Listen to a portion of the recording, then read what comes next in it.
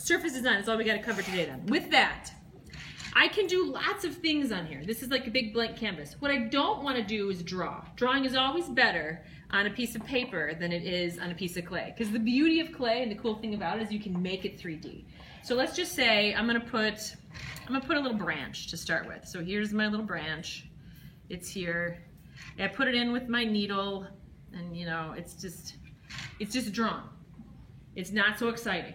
I want to make this three-dimensional sculptural looking and exciting. Remember, we're doing relief sculpture, bas-relief sculpture, which means it just sticks out a little bit on the sides of your boxes. So now, what if I take a loop tool, and I love the little corners of these loop tools, and instead of drawing that, and I just put it there to know where it goes, I carve in an edge.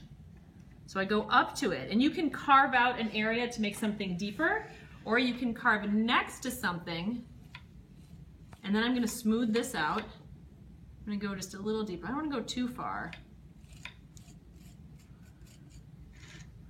but kind of dig in there a little bit so that I see the edge.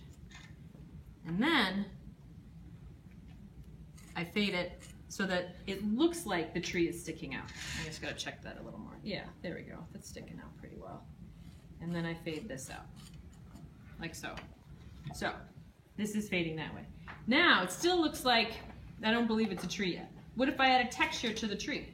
So I've carved to make it stick out. Now I'm adding a texture by just coming in. And I need my texture to go around that edge too, so it looks more believable. On my branch sticking up here. Try and turn it so more people can see it. So I'm adding a texture. You can do, there's like millions of things you can do with clay for your surface to decorate it.